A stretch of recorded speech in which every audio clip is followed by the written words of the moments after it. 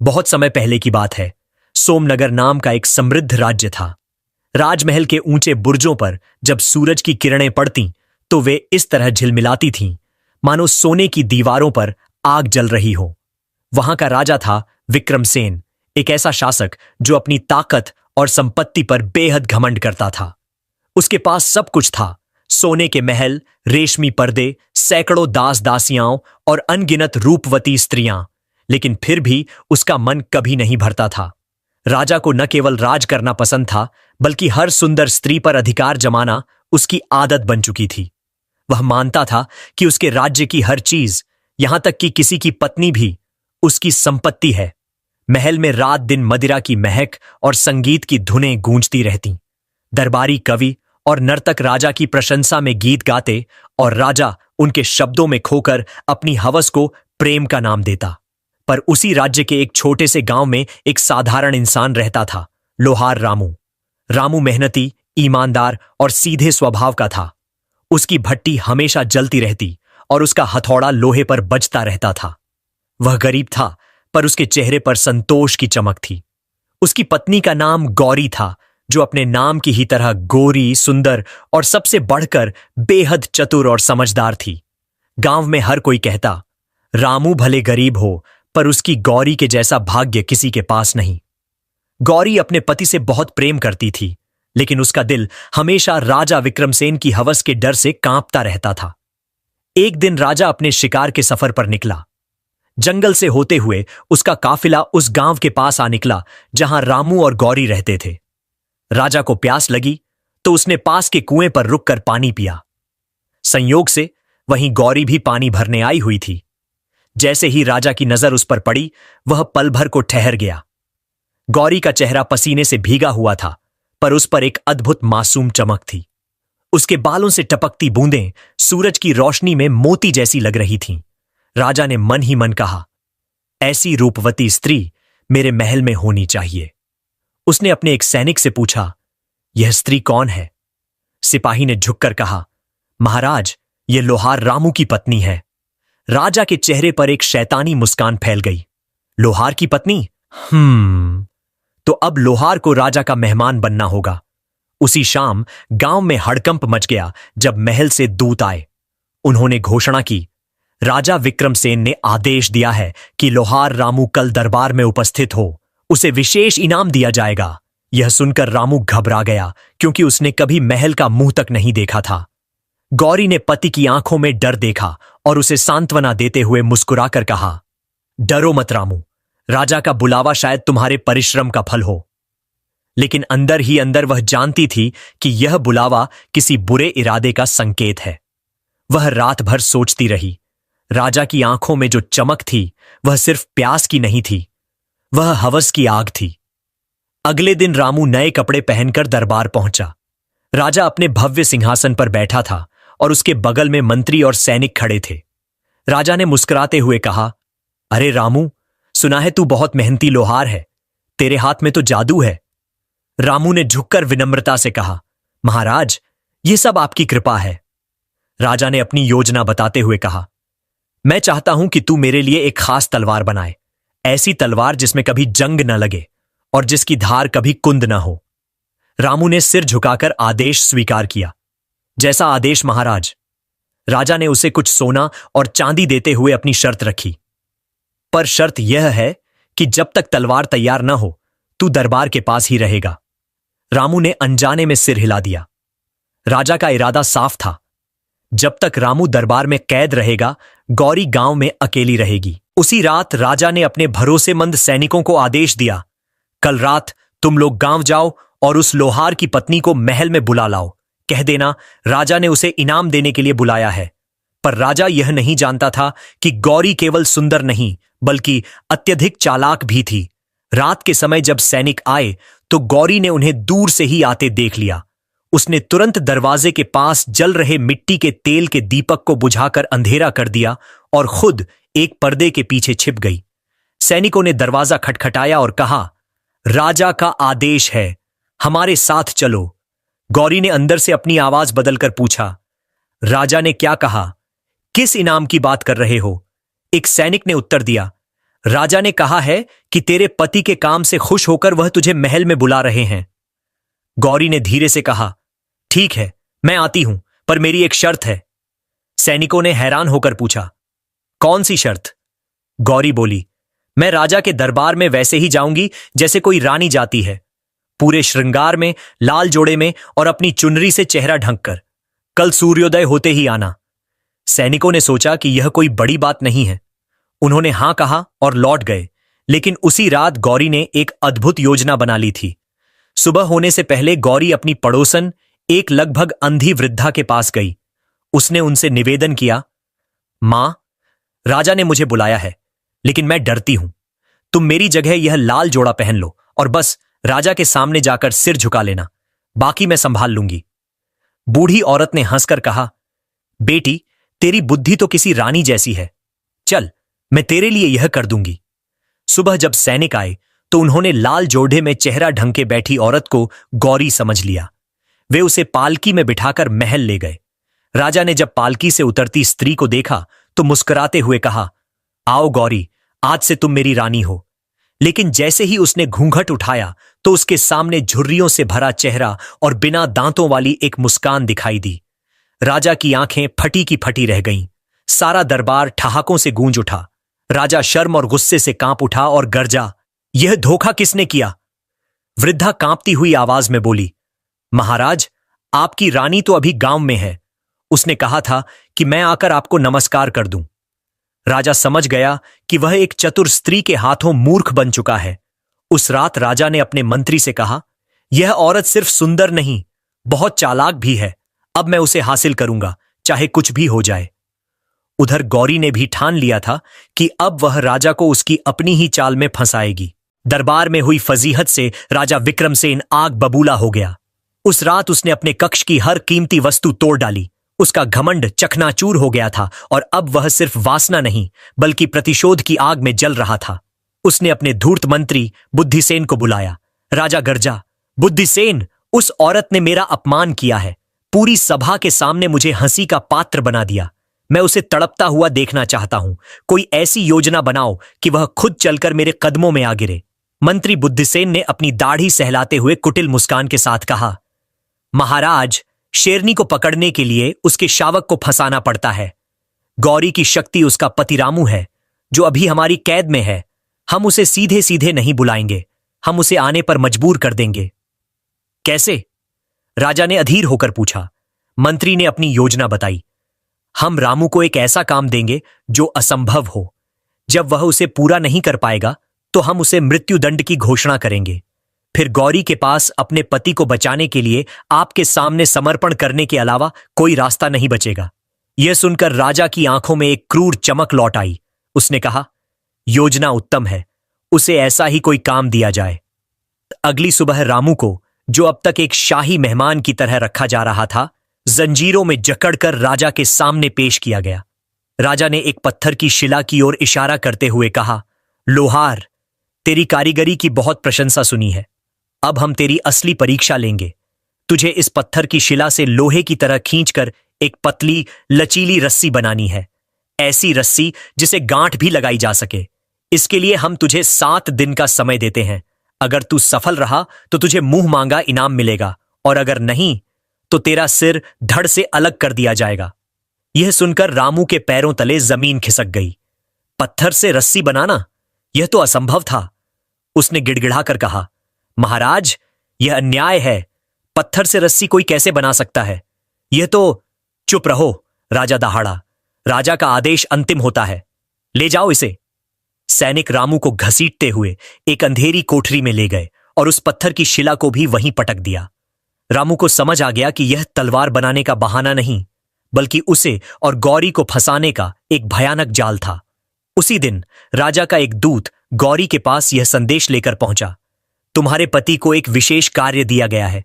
यदि वह 7 दिनों में पत्थर की रस्सी नहीं बना सका तो उसे मौत की सजा दी जाएगी। हां, अगर तुम राजा की सेवा में महल आने के लिए तैयार हो तो तुम्हारे पति की जान बख्शी जा सकती है। दूत के शब्द गौरी के कानों में पिघले हुए शीशे की तरह उतर गए। उसे पता था कि राजा अब किसी भी हद तक जा सकता है। रामू काल कोठरी में निराशा में डूबा हुआ था। वह अपनी मौत से नहीं बल्कि गौरी की सुरक्षा को लेकर चिंतित था। वह जानता था कि गौरी उसे बचाने के लिए कुछ भी कर सकती है, शायद राजा के सामने झुक भी जाए। उसे गौरी तक यह संदेश पहुंचाना था कि वह अपनी चिंता न करे और कोई मूर्खतापूर्ण कदम न उठाए। उसने देखा कि कोठरी में एक छोटा सा रोशनदान है, जहां से हर सुबह एक कबूतर आकर बैठता था। रामू ने अपनी फटी हुई कमीज का एक धागा निकाला और अपने कोयले के टुकड़े से उस पर लिखा, प्रिय गौरी, पत्थर की रस्सी मेरे भाग्य में है, पर तुम राजा के महल की जंजीर मत बनना। मेरा अंत ही इस कहानी का अंत नहीं है। तुम मेरी चिंता मत करना। उस धागे से कबूतर के पैर में सावधानी से बांध दिया। वह कबूतर अक्सर उनके गांव की दिशा में ही उड़ता था। यह एक जुआ था, लेकिन यही उसकी एकमात्र उम्मीद थी। 3 दिन तक गौरी बेचैनी में सोचती रही कि क्या करे। उसे अपनी बुद्धि और राजा की क्रूरता के बीच एक रास्ता निकालना था।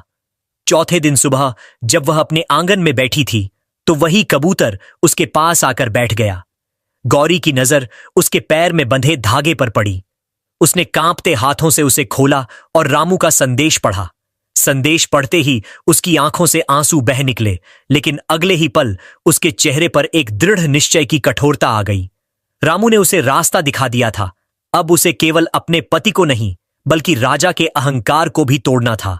अब यह लड़ाई सिर्फ एक पति पत्नी की नहीं, बल्कि न्याय और अन्याय की थी। उसने मन ही मन कहा, राजा विक्रमसेन, तुमने पत्थर की रस्सी मांगी है, मैं तुम्हें ऐसी रस्सी दूंगी जिसे तुम जीवन भर नहीं भूल पाओगे। गौरी उठी और सीधे गांव के मुखिया और अन्य सम्मानित बुजुर्गों के घर की ओर चल पड़ी। उसके दिमाग में एक ऐसी योजना आकार ले रही थी जो या तो उसे और रामू को बचा सकती थी, या पूरे गांव को राजा के क्रोध का भागी बना सकती थी। गौरी जब गांव के मुखिया और 5 सबसे सम्मानित बुजुर्गों की चौपाल पर पहुंची, तो उसके चेहरे पर डर नहीं, बल्कि एक शांत आत्मविश्वास था। बुजुर्गों ने जब राजा के दूत की बात सुनी तो वे सहम गए। मुखिया ने चिंता से कहा, बेटी, यह तो अनर्थ है। राजा से बैर लेकर हम सब मारे जाएंगे। वह पूरे गांव को उजाड़ देगा। गौरी ने सिर झुकाकर कहा, मैं यहां आपसे राजा से लड़ने के लिए कहने नहीं आई हूं, बल्कि न्याय मांगने का सही तरीका पूछने आई हूं।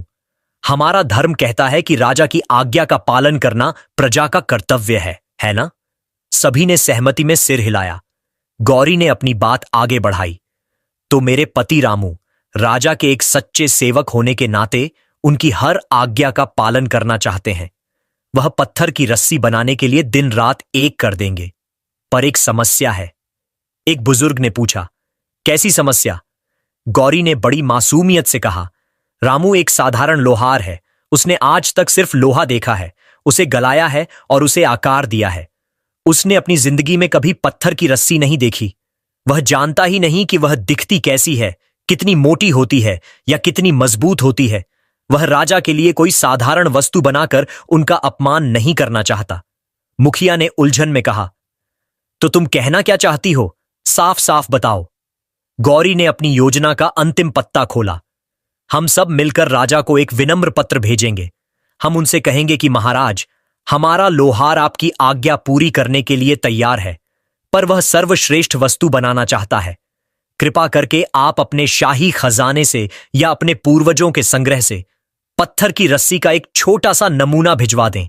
बस 1 हाथ लंबा टुकड़ा ही काफी होगा, ताकि रामू उसे देखकर उसकी बनावट को समझकर आपके लिए हूबहू वैसी ही रस्सी बना सके। यह सुनते ही चौपाल में सन्नाटा छा गया।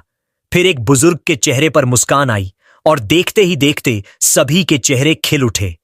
मुखिया ने खड़े होकर गौरी के सिर पर हाथ रखा और कहा, बेटी, आज तुमने साबित कर दिया कि असली ताकत तलवार में नहीं, बुद्धि में होती है। हम तुम्हारे साथ हैं। पत्र अभी तैयार किया जाएगा। 2 दिन बाद राजा विक्रमसेन अपने खचाखच भरे दरबार में बैठा था। वह अपने मंत्रियों से डींगे हाँक रहा था। देखा, उस घमंडी औरत का कोई जवाब नहीं आया। अब बस 2 दिन और, फिर उस लोहार का सिर कटेगा और उसकी पत्नी खुद मेरे पैरों पर आकर गिरेगी। दरबारी राजा की हां में हां मिला रहे थे। तभी एक हरकारा गांव से पत्र लेकर पहुंचा। राजा ने हंसते हुए पत्र लिया और उसे जोर जोर से पढ़ने लगा, ताकि सभी उसकी जीत का तमाशा देख सकें।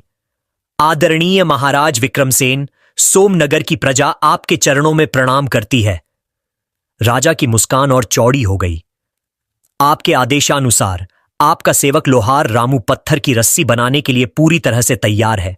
वह आपके लिए दुनिया की सबसे उत्तम रस्सी बनाना चाहता है ताकि राज्य का नाम रोशन हो। पर एक छोटी सी विनती है। यहां पहुंचकर राजा थोड़ा रुका। उसने आगे पढ़ा, चूंकि हमारे गांव में किसी ने आज तक पत्थर की रस्सी नहीं देखी, इसीलिए हम आपसे विनम्र निवेदन करते हैं कि आप अपनी शाही कार्यशाला से उस रस्सी का एक पुराना नमूना भेज दें। आपका सेवक उसे देखकर आपकी इच्छा के अनुसार ही नई रस्सी बना देगा। हमें विश्वास है कि आपके महान राज्य में ऐसी असाधारण वस्तु का नमूना अवश्य होगा। जैसे ही राजा ने पत्र खत्म किया, पूरे दरबार में एक अजीब सी खामोशी छा गई। जो दरबारी कुछ पल पहले हंस रहे थे, वे अब एक दूसरे का चेहरा देख रहे थे और अपनी हंसी दबाने की कोशिश कर रहे थे। हर कोई समझ गया था कि यह कोई विनती नहीं, बल्कि एक सीधा और तीखा तंज था। एक साधारण गांव की औरत ने राजा को उसी के बुने जाल में फंसा दिया था। अगर राजा कहता है कि उसके पास नमूना नहीं है, तो वह खुद मान लेता कि उसने एक असंभव और मूर्खतापूर्ण आदेश दिया था। और अगर वह नमूना नहीं दे सकता, तो वह रामू को सजा किस आधार पर देगा? राजा का चेहरा गुस्से और अपमान से लाल हो गया। उसने पत्र के टुकड़े टुकड़े कर दिए। वह कुछ बोल नहीं पाया, क्योंकि वह जो भी बोलता वह उसी की मूर्खता का प्रमाण होता। उसने कांपती हुई आवाज में बस इतना कहा, दरबार बर्खास्त किया जाता है। राजा सिंहासन से उठा और तेजी से अपने कक्ष की ओर चला गया। उसके पीछे पीछे धूर्त मंत्री बुद्धिसेन भी भागा। गौरी ने यह बाजी भी जीत ली थी, लेकिन वह जानती थी कि एक घायल सांप और भी ज्यादा खतरनाक होता है। अब राजा कोई सीधी चाल नहीं, बल्कि और भी भयानक और कपटपूर्ण षड्यंत्र रचेगा। अपने कक्ष में राजा विक्रमसेन किसी घायल शेर की तरह चक्कर काट रहा था। उसका चेहरा तमतमाया हुआ था और आंखें क्रोध से लाल थीं। बुद्धिसेन हाथ बांधे सिर झुकाए खड़ा था। राजा दहाड़ा, उस औरत ने 2 बार भरे दरबार में मेरा मस्तक झुका दिया, पहले एक बुढ़िया को भेजकर, और अब यह पत्र। पूरी प्रजा मुझ पर हंस रही होगी। बुद्धिसेन, अगर तुम्हारे पास अब कोई अचूक योजना नहीं है, तो मैं रामू के साथ तुम्हारा भी सिर कलम कर दूंगा। बुद्धिसेन की आंखों में धूर्तता की चमक तैर गई। उसने कहा, महाराज, शांत हो जाइए। हमने उसे बुद्धि से हराने की कोशिश की, लेकिन वह उस खेल की माहिर है। अब हम उस पर वहां से वार करेंगे जहां वह सबसे ज्यादा कमजोर है। कहां? राजा ने पूछा। मंत्री ने फुसफुसाते हुए कहा, उसके चरित्र पर, उसकी पवित्रता के अभिमान पर। हम उसे गांव वालों की नजरों में ही गिरा देंगे। जब गांव वाले ही उस पर थूकेंगे, तो वह अकेली पड़ जाएगी और टूटकर आपके कदमों में होगी। योजना सुनकर राजा की सांसें तेज हो गईं। यह विचार उसे बेहद पसंद आया। कैसे करोगे यह? बुद्धिसेन ने बताया, महाराज, आपकी सेना में सबसे रूपवान और वाक्पटु सैनिक कौन है? राजा ने सोचा और कहा, मयंक है। उसकी बातों में शहद और आंखों में जादू है। बस, मंत्री ने कहा, हम मयंक को गांव भेजेंगे। वह गौरी से मिलेगा और उसे आपकी तरफ से माफी मांगने और दोस्ती का नाटक करेगा। वह उसे अपनी बातों के जाल में फंसाने की कोशिश करेगा। चाहे वह सफल हो या न हो, कोई फर्क नहीं पड़ता।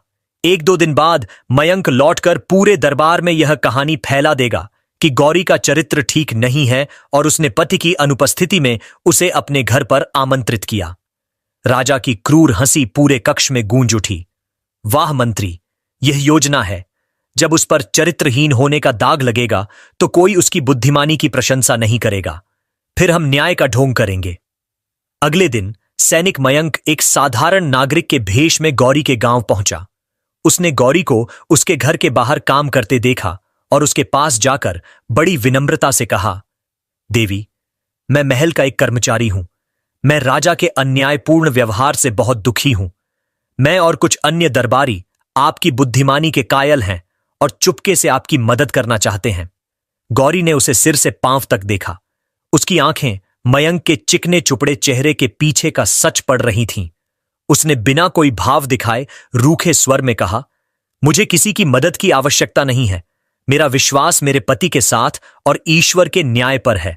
आप अपना मार्ग लें। मयंक ने फिर कोशिश की, लेकिन देवी, राजा बहुत क्रूर है। वह आपके पति को नहीं छोड़ेगा। आपको एक मित्र की आवश्यकता है। गौरी ने अपनी झोपड़ी का दरवाजा बंद करते हुए शांति से कहा, जो बिना बुलाए मित्रता का हाथ बढ़ाए, वह या तो देवता होता है या धोखेबाज, और इस राज्य में देवता बस मंदिरों में रहते हैं। कृपया यहां से चले जाइए। मयंक का चेहरा उतर गया। उसे अपनी पूरी जिंदगी में किसी स्त्री ने इस तरह अपमानित नहीं किया था। वह अपमान की आग में जलता हुआ महल लौट गया। उसने राजा और मंत्री के सामने जाकर झूठी कहानी गढ़ी। महाराज, मैं क्या बताऊं, वह स्त्री तो मेरे रूप पर मोहित हो गई। उसने मुझे रात में अपने घर आने का निमंत्रण दिया। उसने कहा कि उसका पति तो वैसे भी मरने वाला है, क्यों ना हम दोनों एक नया जीवन शुरू करें। मैं तो बड़ी मुश्किल से अपनी इज्जत बचाकर वहां से भागा हूं। यह सुनते ही राजा ने विजय का अट्टहास किया। उसे जो चाहिए था वह मिल गया था। अगले दिन पूरे राज्य में ढिंढोरा पिटवा दिया गया।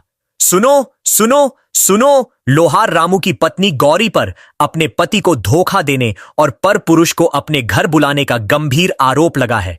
चूंकि यह एक घोर पाप है, महाराज विक्रमसेन ने यह निर्णय लिया है कि गौरी को अपनी पवित्रता साबित करने का एक अवसर दिया जाएगा। आज से 5वें दिन सूर्योदय के समय राजधानी के मुख्य चौराहे पर गौरी को अग्नि परीक्षा देनी होगी। उसे जलते हुए कोयलों पर चलकर अपनी सच्चाई साबित करनी होगी।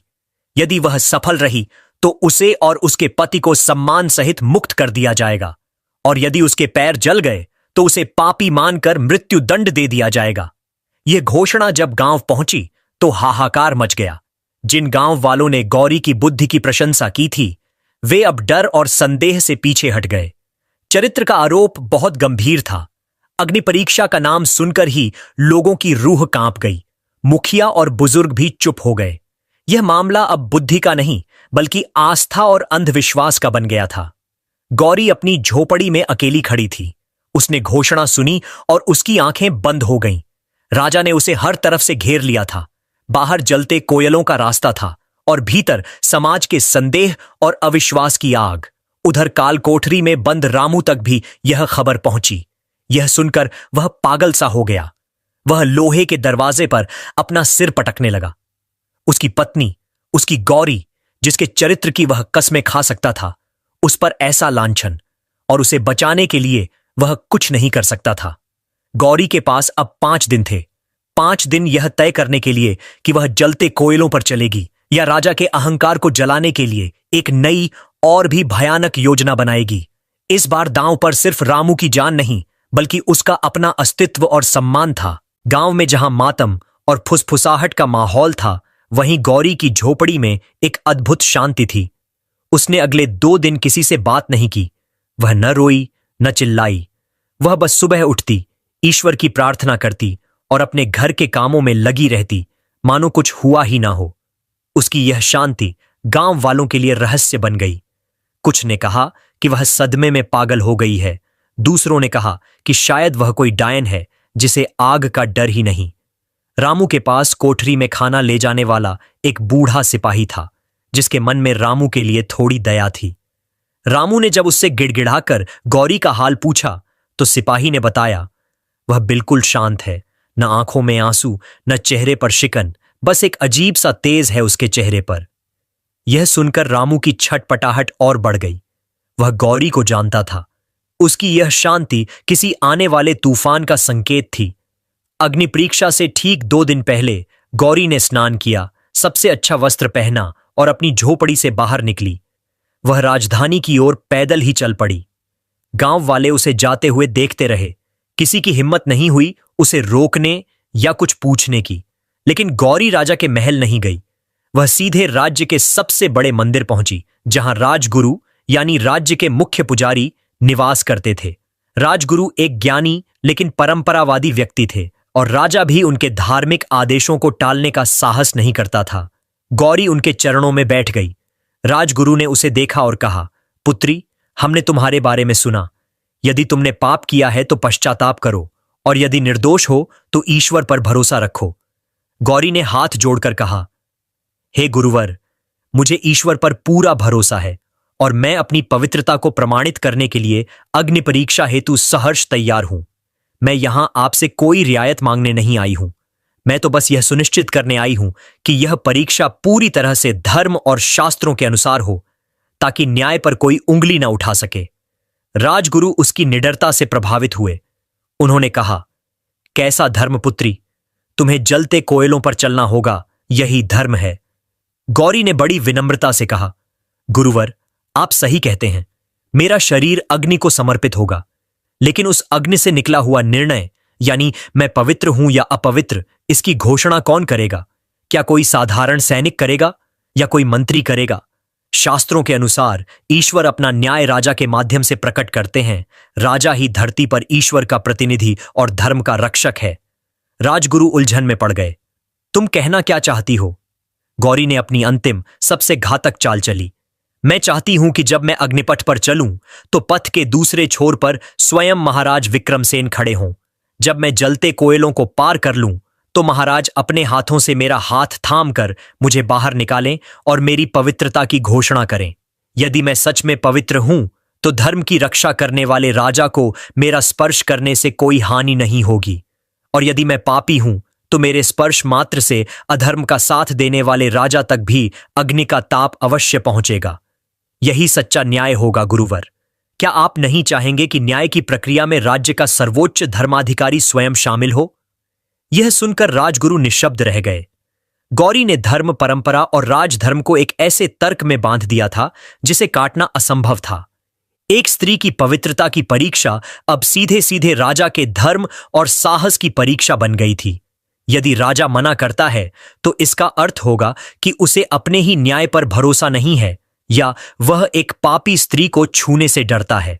राजगुरु के पास इस धार्मिक रूप से सही मांग को स्वीकार करने के अलावा कोई विकल्प नहीं था। जब राजगुरु ने यह शर्त राजा विक्रमसेन को बताई तो वह सिंहासन से उछल पड़ा। यह असंभव है, यह मेरा अपमान है। वह औरत मुझसे खेल रही है, मैं वहां नहीं जाऊंगा। मंत्री बुद्धिसेन का चेहरा भी पीला पड़ गया था। वह फुसफुसाया, महाराज, अब आप पीछे नहीं हट सकते। राजगुरु ने इस शर्त पर अपनी मुहर लगा दी है। पूरी प्रजा के सामने इसे धर्मसम्मत बताया गया है। अगर आप अब मना करेंगे तो प्रजा यही समझेगी कि राजा अपनी ही प्रजा की सच्चाई का सामना करने से डरता है। आपका सारा प्रभाव मिट्टी में मिल जाएगा। राजा विक्रमसेन समझ गया कि वह फंस चुका है। गौरी ने उसे एक ऐसे दोराहे पर लाकर खड़ा कर दिया था जहां एक तरफ कुआं था और दूसरी तरफ खाई। उसे क्रोध में हां कहना ही पड़ा। अग्नि परीक्षा का दिन आ गया। राजधानी का मुख्य चौराहा लोगों से खचाखच भरा था। एक 10 फुट लंबा और 3 फुट चौड़ा रास्ता दहकते हुए लाल कोयलों से तैयार किया गया था। एक तरफ गौरी शांत और स्थिर खड़ी थी और दूसरी तरफ राजा विक्रमसेन, जिसके माथे पर पसीने की बूंदें थीं और आंखों में खौफ साफ झलक रहा था। ढोल नगाड़े बजने बंद हुए। पूर्ण शांति छा गई। राजगुरु ने मंत्रोच्चार के बाद गौरी को आगे बढ़ने का आदेश दिया। गौरी ने अपनी आंखें बंद कीं, एक गहरी सांस ली और जलते हुए अंगारों पर अपना पहला कदम रख दिया। सारी भीड़ की सांसें अटक गईं। अब सवाल यह नहीं था कि गौरी जलेगी या नहीं। सवाल यह था कि जब गौरी अंगारों से गुजरकर राजा के पास पहुंचेगी तो क्या होगा।